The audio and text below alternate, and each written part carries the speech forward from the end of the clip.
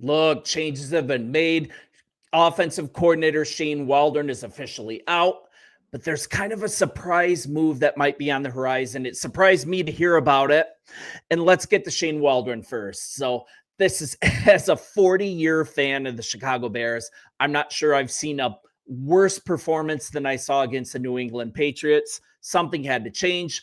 Coach Flus, he offered up the head of his OC, and I think it's in a last-ditch effort to save his job. So, you guys, as fans, we've been down this road before, right? Coach Eberflus, him being fired is pretty much a foregone conclusion, right? But the real indication of just total chaos within this locker room, it's the fact that several, at least veteran players, several players are even advocating for the benching of Caleb Williams.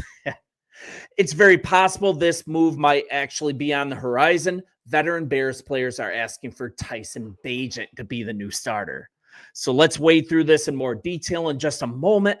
But here's what Adam Schefter said on Monday, and that's during an appearance on the Pat McAfee show.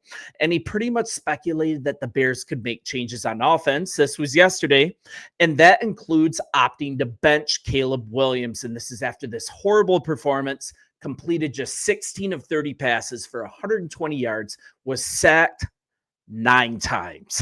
Unbelievable. So I'm just going to go directly to the quote.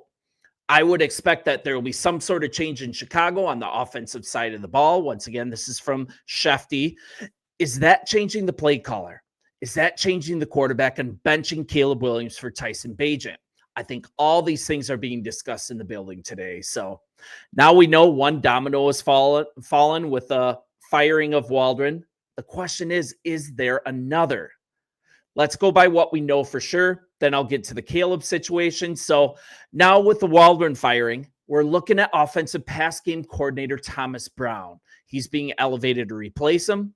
And if you remember, he was the offensive coordinator for the vaunted, the dominant Carolina Panthers attack last year. I think by now you understand sarcasm. So here's the official statement from Coach Eberflus. After evaluating our entire operation, I decided that it is in the best interest of our team to move in a different direction with the leadership of our offense. The decision was well thought out. It was one that was conducted deliberately and respectfully. I'd like to thank Shane for his efforts and wish him the best moving forward. So, okay, you guys know me. I'm always going to find something positive. I want to do that. Well, Cameron Wolf on Twitter, he posted something here. And it's about the players voting new Bears offensive coordinator and play caller Thomas Brown as the number 2 in top offensive coordinator. And that's in an NFLPA survey conducted last season. So it's like, who do you want to play for? It shows that Brown is well-liked. He's also intentional and demanding of his players. That's also a fact. Maybe what the Bears need to get a spark into Caleb Williams and this offense is Coach Brown. I mean, I hope this is true. But then again, this is kind of a head scratcher to me because look at the absolute dumpster fire in Carolina last year. I'll refresh you here. They won 2 games last season. They were shut out twice. They had 10 games where they scored less than 14 points. They ranked 32 in points scored, 32 in total yards. And in case you need a reminder, there are 32 teams in the NFL. So I'm not sure what to make of this. It's not like the players enjoyed losing, but it's at least something here that they still connected with them personally. They still enjoyed playing for him. And that's more than what can be said about Coach Waldron. I think everyone, as far as a player, we're happy to see him go. So Carolina's offensive coordinator under Bryce Young's development in 2023, it now falls into the Caleb Williams job. And Brown was a Sean McVay disciple. He holds more background as a running backs coach than as a play caller, but kind of still being optimistic here. It's really hard to argue that the problem with Young was failed coaching. Another coaching staff is still failing to make much of him, and Dave Canales is a very good offensive coach. And also, if you look into it, Brown and Frank Reich, they kind of took turns calling plays. They were removing duties from Reich and shifting them from Brown, and then they bounced back and forth. It was just a super chaotic situation for him. And he was also a fairly hot ticket last offseason. He interviewed for the Titans head coaching job, the Steelers OC gig, and the Bears offensive coordinator opening. but he ended up accepting the lower position under Shane Waldron. So here you go. You kind of got a feel for him. Let's root for him to be successful. I'm still going to insist on doing that. This guy's elevated into yet another bad situation in his career, right? He certainly is fighting one of the toughest battles an offensive coordinator can possibly fight at the NFL level so far. Okay, let's move on to the next thing, right? Let's get into why the players are calling for a benching of Caleb Williams. So this can mean a few different things, right? Is he just the next scapegoat on the sinking Coach Eberflus ship? Is this possibly the best thing for all concerned? Are they trying to look out for him a little bit, saying enough is enough because he's absolutely getting killed out there? I mean, 9 sacks. Let's just look at the numbers in October that might tell part of the story.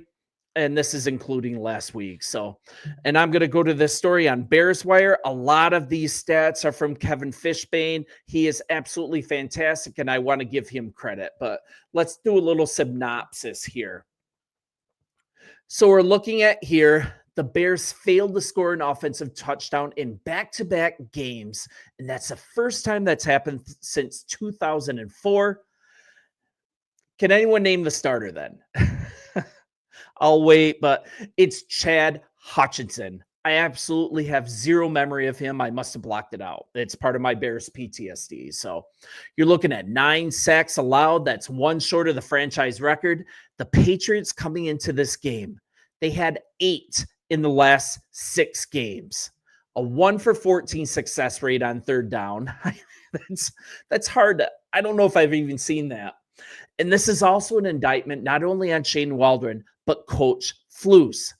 Why does offensive line coach Chris Morgan, why does he still have a job? We're talking about a league-leading 19 false starts. That's with the bye week.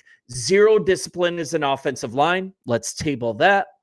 But what's crazy, it's that the Bears are once again wasting an absolutely elite defense. They're the 4th best in turnover ratio in the NFL, and they're the only team with a poor record. This is just, it's almost impossible to have a losing record with a defense performing this way. And yet, you know, congratulations, the Bears are managing to do it. So in all, there just seems to be zero control of the locker room by the coaching staff. And this is because all throughout the last weeks, the players are constantly chirping in the media, and that doesn't happen with a stable locker room. And the players got their way. I think it was the right thing too. Coach Shane Waldron was fired, but was it calling for Caleb's benching due to the fact that they want what's best for him, or this offensive scheme was failing him? Or do we have something more sinister? Do we have a cancer here? Has Caleb Williams actually fallen out of favor with the locker room now? And we have way bigger problems as Chicago Bears fans. And there's not a word on who these players are that are calling for his benching. This comes from a pretty in-the-know source with Waddle and Sylvie sharing this, and a follow-up posted by Mark Silverman. I'm going to quote Mark Silverman here. After talking to a few people with knowledge of the situation, players went to Matt Eberflus and Ryan Poles, asked them to make a change at offensive coordinator, and there's also been veteran players requesting that Bagent starts. So I think this could go a bit deeper. This is just a guess, and I don't want to spread rumors, but this is just a guess. I watch the Chicago Bears. I know the team really, really well.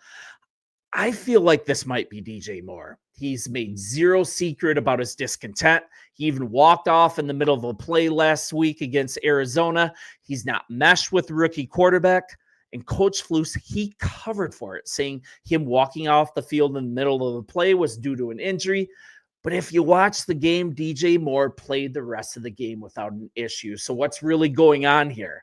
I mean, I don't trust Coach Flus with that cover story. He's obviously trying to save his job. He doesn't want to look like he's lost one of the marquee players on this team. And it might be about targets, even a personal difference with Caleb Williams. And if you kind of look back, DJ Moore, he was a very vocal supporter of Justin Fields, no matter how bad the pressure got, no matter what the questions were from the media. And instead of doing the same for Caleb, he's kind of just doing the opposite in word and action, right? This is a guess. Once again, I'm not stating this as a fact, but if this is coming from DJ Moore, then there may be way more issues on this team than a coaching change. Pro football in Chicago, if you're following it right now, it's starting to become an episode of The Real Housewives, right? Whatever silly, dramatic show you can think of. Hopefully there's something positive to report tomorrow, but this is where we find ourselves after a nice 3-game win streak. Everything was rosy. We are so optimistic, but now these are the facts. The Bears are now on offense ranked at the bottom of several categories through the first 9 games of the season. Look completely lost on a 3-game losing streak. And it's not just a losing streak. It's been 3 games of absolute ineptitude. Now, with offensive weapons around rookie quarterback, the number 1 pick in the 2024 NFL draft, Caleb Williams, we're looking at an urgency to make a change on offense. That's something that was it had to be done. But when meeting with the media on Monday, Eberflus, he didn't even have any news on a potential change. And just 24 hours later, he and the team announced this change. I'm wondering how much input the players actually do have in this, if Eberflus is just a lame duck and he's just along for the ride. So here we go. After spending 3 seasons as the Seattle Seahawks offensive coordinator, Shane Waldron lasted just 9 games with Chicago. And I'm going to close with what our quarterback has to say. He's saying the right things during this transition. And once again, he's always been a good soldier. So with the Bears making a change at play caller to Brown, rookie quarterback Caleb Williams, he thinks he'll be able to adapt to a new play caller. So this is what Caleb had to say. They're not going to reinvent the wheel in a sense. We're midseason. It's not a decision for me. I have to do what coach says. I have to deal with whatever decision he makes, and I got to be fine with it. So will I be able to adapt?